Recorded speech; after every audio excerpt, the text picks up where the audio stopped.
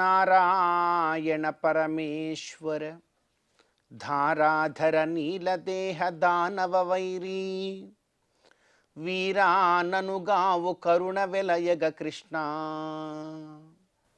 అత్యంత పవిత్రమైనటువంటి ఈ మార్గశిర మాసంలో శుభోదయ వేళలో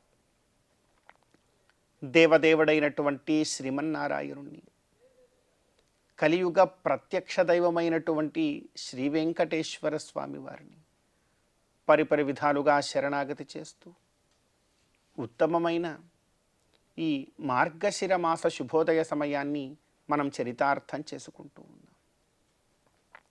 ఈ మార్గశిర మాసంలో మనందరి యొక్క ప్రధానమైనటువంటి కర్తవ్యం గోవిందుడి యొక్క ఆరాధన. గోవిందుణ్ణి, శ్రీమన్నారాయణుణ్ణి ఎంతగా భక్తి ప్రపత్తులతో మనం ఆరాధన చేస్తామో అంత గొప్పదైనటువంటి మహాభాగ్య రూపమైనటువంటి ఫలాన్ని మరి మనందరం కూడా పొందగలుగుతాం. భగవత్ కైంకర్యం కన్నా గోవిందుడి యొక్క ఆరాధన కన్నా మిన్న మరేమున్నది? మనకందరికీ విఖనోమునీంతుల వారు కూడా అనుగ్రహించినది ఒకటే, సాక్షాత్తు మహావిష్ణువు యొక్క మానసపుత్రులు విఖనోమునీంతుల వారు అంటూ ఉన్నారు, భక్త్యా భగవంతం నారాయణమర్చయేత్ తద్విష్ణోహో పరమం పదం గచ్చతీతి విజ్ఞాయతే. నువ్వు భక్తితో నమ్మి భగవంతుడైనటువంటి ఆ మహావిష్ణువుకి కైంకర్యం చెయ్యి.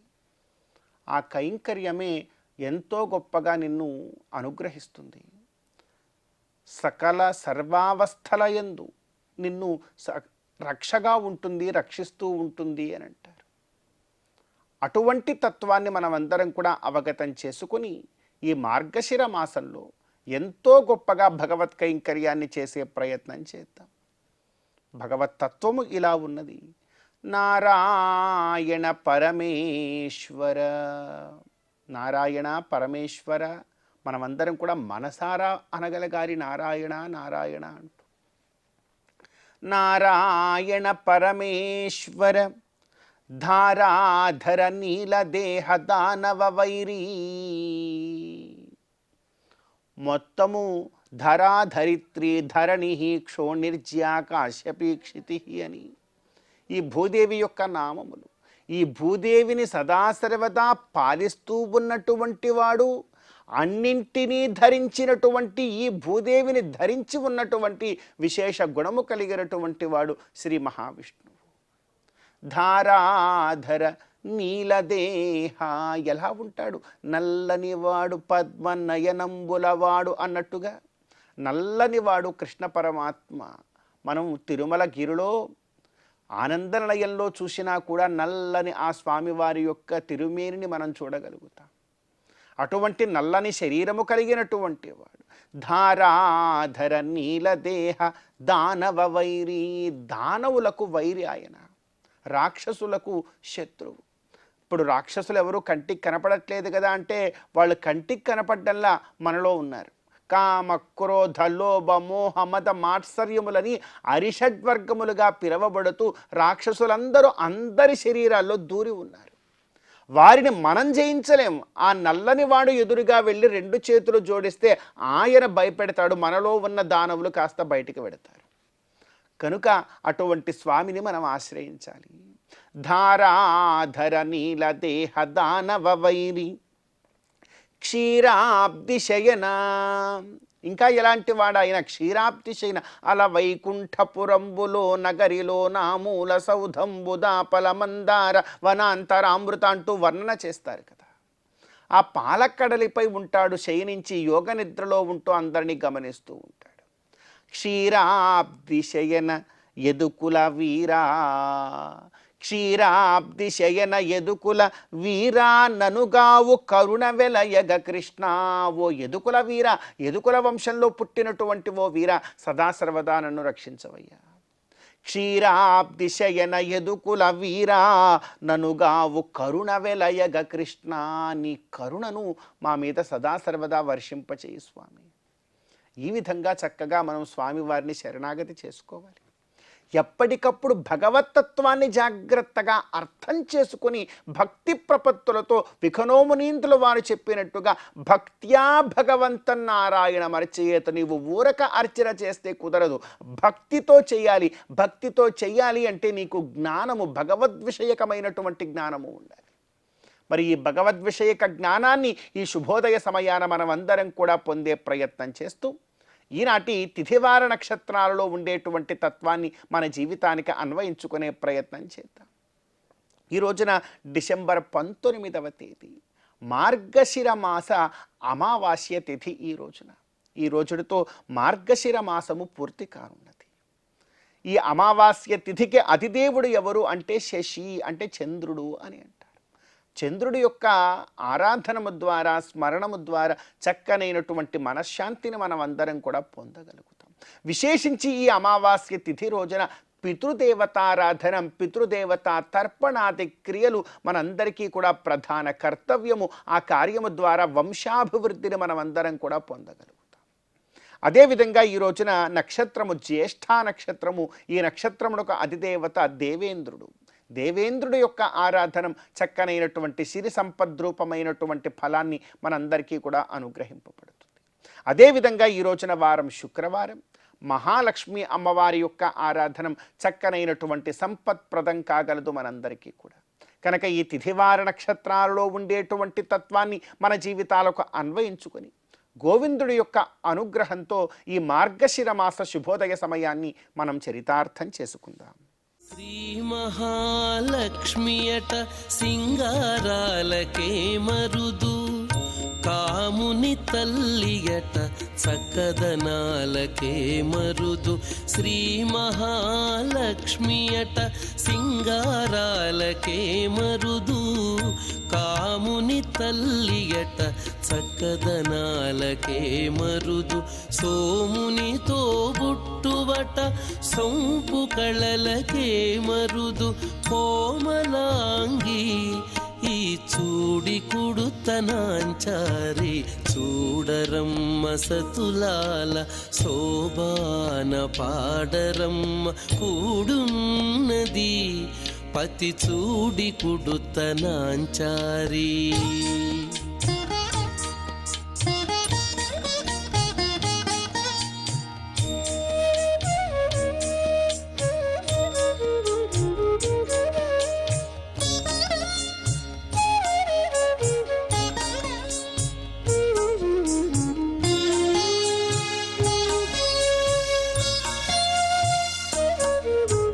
కలశాబ్ది కూతురట గంభీరాలకే మరుదు, కలపలోకమాతయట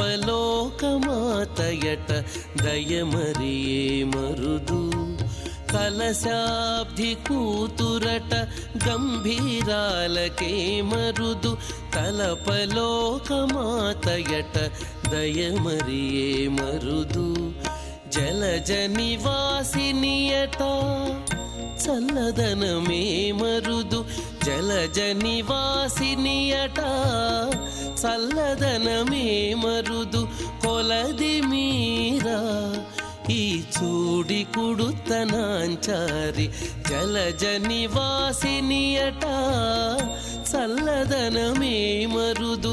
కొలది మీరా ఈ చూడి కుడుతనాంచారి, చూడరమ్మ సతులాల శోభాన పాడరమ్మ కూడున్నది, పతి చూడి కుడుతనాంచారి.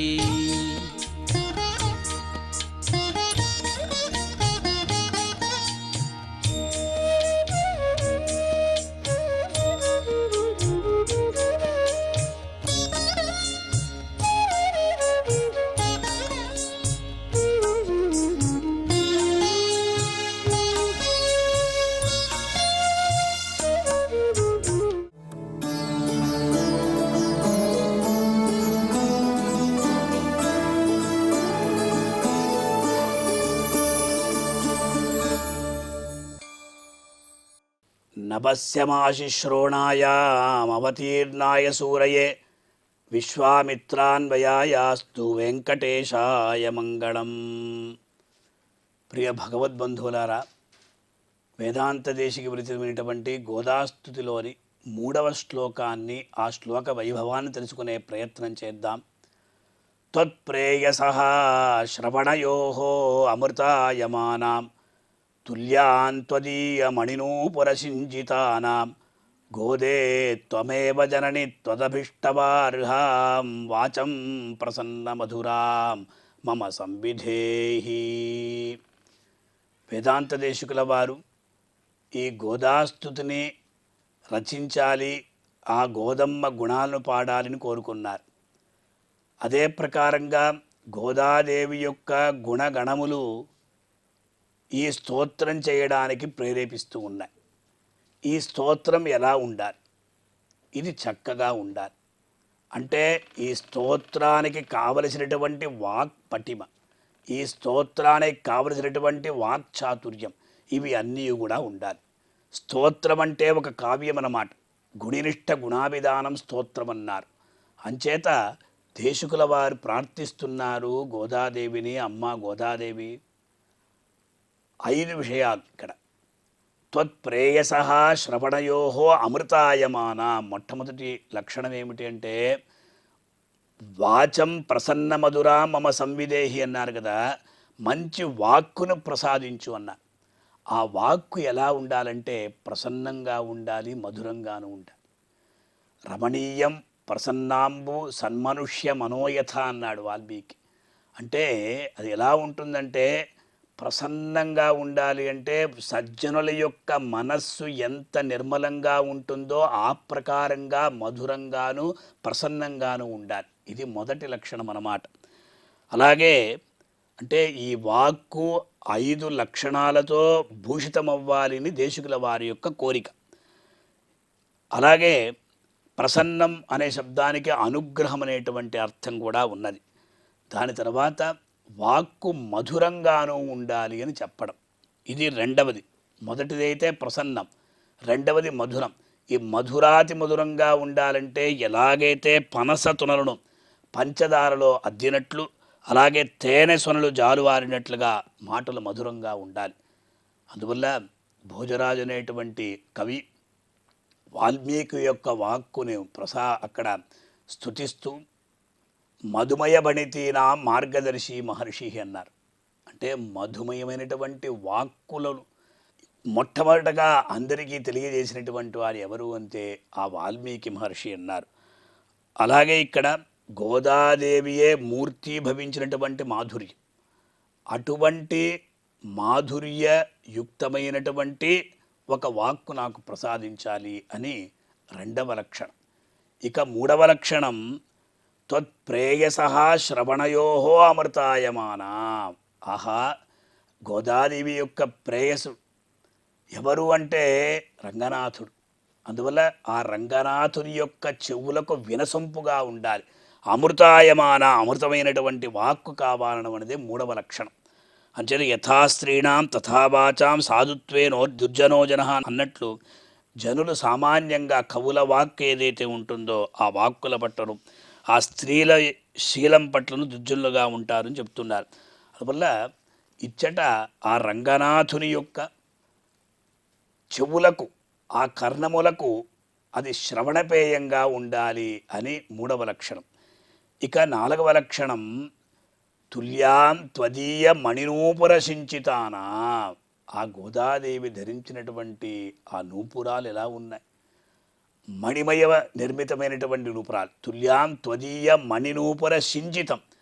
అలా కాలి గజ్జలు వేసుకుంటూ ఉంటే, నడుస్తూ ఉంటే రుచిరస్వరవర్ణ పద రసభాభవతి జగన్మనోహరితి సాకిం తరుణే అని చెప్పిన రీతిగా అలా నడుస్తూ ఉంటే ఆ గజ్జల రబళి ఎలా ఉండాలి, ఆ గజ్జల రబళి ఎంత వినసొంపుగా ఉంటుందో అదే ప్రకారం ఈ వాక్కు కూడా రంగనాథుని యొక్క చెవులకు అంత శ్రవణపేయంగా వినసొంపుగా ఉండాలి అని నాలుగవ లక్షణం.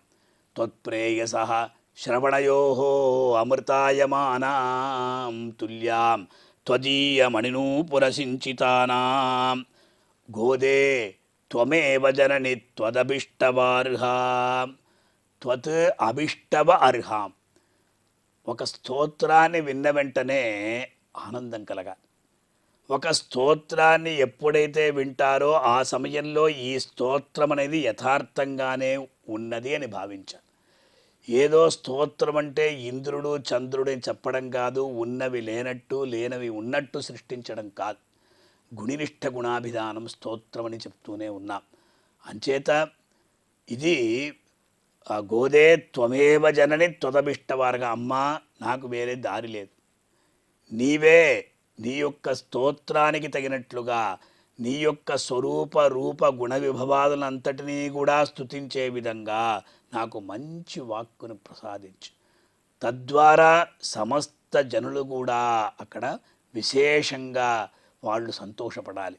అలాగే రంగనాథుడు సంతోషపడాలి, కృష్ణుడు సంతోషపడాలి, శ్రీ వెంకటేశ్వరుడు కూడా సంతోషపడాలి. ఆహా ఎంత చక్కగా నా గోదమ్మ యొక్క స్థుతి ఉన్నది అని అందరూ పొగడాలి, అందరూ ప్రశంసించాలి, అందరూ కీర్తించాలి. అటువంటి ఒక స్తోత్రాన్ని అనుగ్రహించవమ్మా అని చెప్తూ వాచం ప్రసన్న మధురా మమ సంవిధేయా అంటే ఈ వాక్శక్తి, అటువంటి వాక్శక్తిని, ఇది ఐదవది. అంటే ఐదవది ఏమంటే శబ్దార్థాలంకారాలు ఉంటాయి, ధ్వనికావ్యం అంటారు. అందువల్ల ఆ ధ్వనికావ్యాన్ని ఇక్కడ ప్రస్తావన చేస్తున్నారు.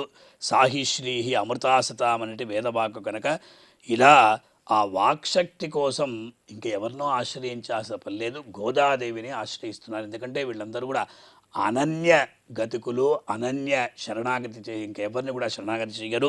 మే సమర్పయ మతించ సరస్వతీంచ అని చెప్పిన రీతిగా ఆ గోదాదేవిని ప్రార్థిస్తూ ఉన్నారు. సరసపదాలంకార ధ్వనిమయమైనటువంటి ఆ గోదాస్తుతి సర్వేశ్వరునికి కూడా శ్రవణానందజనకంగా ఉండాలి అని ఈ శ్లోకం ద్వారా దేశికులు గోదాదేవిని ప్రార్థించారు. మనం కూడా గోదాదేవిని ప్రార్థించి శ్రీ వెంకటేశ్వర స్వామివారి యొక్క అనుగ్రహాన్ని పొంది తరిద్దాం. ఓం నమో వెంకటేశాయ. అమరవందితయట అట్టే మహిమయే మరుదు, అమృతము చుట్టమట ఆనందాలకే మరుదు. అమరవందితయట అట్టే మహిమయే మరుదు, అమృతము చుట్టమట ఆనందాలకే మరుదు. తమితో శ్రీ వెంకటేశు తానే వచ్చి పెండ్లాడే, తమితో శ్రీ వెంకటేశు తానే వచ్చి పెండ్లాడే. కొమెర వయస్సు ఈ చూడి కుడుతనాంచారి, చూడరమ్మ సతులాల శోభాన పాడరమ్మ కూడున్నది.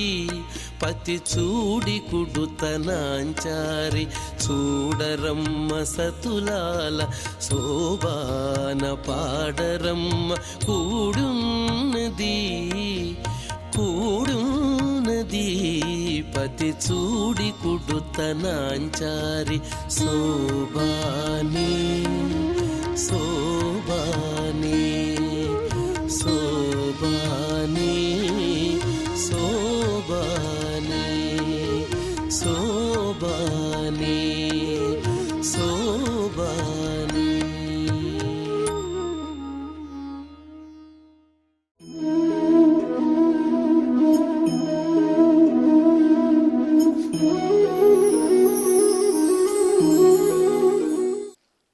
చమత్కారంతో కూడినటువంటి సందేశాత్మక సుభాషితాలు, శ్లోకాలు మనకు ప్రాచీన వాంగ్మయంలో కొల్లలుగా ఉన్నాయి. అందులో ఒక చమత్కారభరితమైనటువంటి సందేశం ఉన్నటువంటి శ్లోకం ప్రాతః ద్యోత ప్రసంగేన మధ్యాహ్నే స్త్రీ ప్రసంగత రాత్రే చోర ప్రసంగేణ కాలో గచ్చతి ధీమతాం. సద్బుద్ధి విశేషం కలిగినటువంటి పండితోత్తములు, జ్ఞాన సంస్కారం కలిగినటువంటి వ్యక్తులు కాలాన్ని ఏ విధంగా గడుపుతున్నారు అంటే, ప్రాతకాలం అంటే ఉదయకాలంలో ద్యూత ప్రసంగంతో కాలం గడుపుతున్నారు. మధ్యాహ్నంలో మధ్యాహ్న కాలం వచ్చిన తర్వాత స్త్రీ ప్రసంగంతో కాలం గడుపుతున్నారు. రాత్రి వస్తూనే దొంగను గురించి చెప్పుకుంటున్నారు, ఈ విధంగా సత్కాలక్షేపం చేస్తున్నారు పండితులు అంటాడు. ఏ ద్యూతం గురించి చెప్పుకోవడం సత్కాలక్షేపమా, దొంగల గురించి చెప్పుకోవడం సత్కాలక్షేపమా? ఇందులో ఉన్న అంతరార్థం ఏమిటంటే ప్రాతః ద్యూత ప్రసంగేన. ద్యూత ప్రసంగేన అంటే ద్యూతము చేత ఇతివృత్తముగా ఉన్నటువంటి ఇతిహాసం కలిగినటువంటి మహాభారతము. మహాభారతం యొక్క సారాంశాన్ని ఆస్వాదిస్తూ ప్రాతకాలాన్ని, మధ్యాహ్నే స్త్రీ ప్రసంగేన ఒక స్త్రీ మూలకంగా ఏర్పడినటువంటి రణరంగము రామునికి రావణ బ్రహ్మకు, అమ్మవారు సీతాదేవి, రామాయణము. రాత్రే స్వర ప్రసంగేన శ్రీకృష్ణ భగవానుడు, ఆయన పాలు వెన్న దొంగిలించినటువంటి దేవదేవుడు. ఆ దొంగిలించడంలో కూడా ఒక పరమార్థం ఉంది. అంటే మహాభారతము, రామాయణము, భాగవతము ఇటువంటి ఇతిహాసములు పురాణముల యొక్క కాలక్షేపంతో రోజంతా గడుపుతూ ఉన్నాడు పండితులైనటువంటి వాళ్ళు అనే అంతరార్థం ఇందులో ఉంది. అలా గడిపినప్పుడు మన జ్ఞానం కలుగుతుంది తప్పకుండా. మహాభారతం ఏం బోధిస్తూ ఉంది? ద్యూత ప్రసంగేనా అంటే ధర్మరాజు ఉత్తమోత్తమ లక్షణాలు ఎన్నో కలిగినటువంటి వాడు, కానీ ఆ ద్యూత వ్యసనం చేతనే ఆయన కష్టాలు పాలైనాడు. ఆ సారాంశం గ్రహిస్తున్నాం కదా మనం. ఏది చెయ్యాలో చెయ్యకూడదో, జీవితంలో ఏది ఆచరించాలో ఏది ఆచరించకూడదో, ఏ ఏ సన్నివేశాలలో జాగరూకుడై జీవుడు ప్రవర్తించాల్సి ఉంటుందో అవన్నీ కూడా మహాభారతంలో ఆ నీతిజ్ఞత, లోకజ్ఞత అన్నీ చెప్పారు. ధర్మ, అర్థ, కామ, మోక్షాలు అనే 4 పురుషార్థాలకు నిలయమైనటువంటి మహత్తరమైన ఇతిహాసం మహాభారతం. ఇక రామాయణం అంటే వేదవేద్యే పరే పుంసి జాతే దశరథాత్మజే వేద ప్రాచేదసాత్ ఆసీత్ సాక్షాత్ రామాయణాత్మన. అటువంటిది రామాయణం.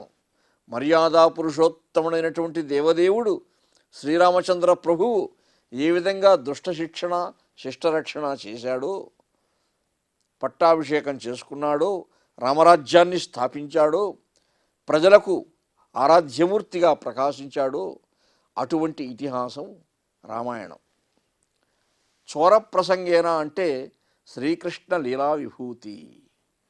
క్షీరాంభోది మధించి తాను కృపతో గీర్వాణకోటిన్ సుధాపూర ప్రీతుల చేసినట్టి చెరువంబున్ చూపునట్లింపుగా ఆరంగాగిన పాలమేగడలు హస్తాబ్జంబులందేవి లీలా రమ్యంబున తోడిబాలులకు నెల్లంబెట్టి తనుంగును. ఆయన బాల్యంలోనే పాలు వెన్నలు దొంగిలించి తోడి గోపాల బాలకులకు పెట్టి తాను కూడా స్వీకరిస్తాడు.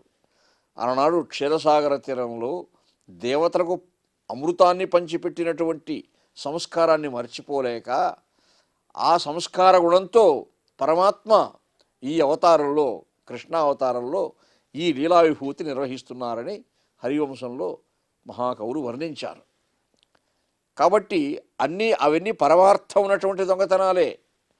కాబట్టి పుణ్యశ్రవణ కీర్తనుడైన కృష్ణుడు తన కథలు వినువారి హృదయములందు నిలిచి అశుభంబులు పరిహరించు శుభంబులు సంతరించు అని కూడా భాగవతం చెప్తూ ఉంది. కాబట్టి మనల్ని ఆవరించినటువంటి అశుభం పరిహరింపబడాలి. శుభం అంటే జ్ఞానము, జ్ఞాన సంపద మనకు కలగాలి అంటే ఈ ప్రసంగాలు చేయాలి.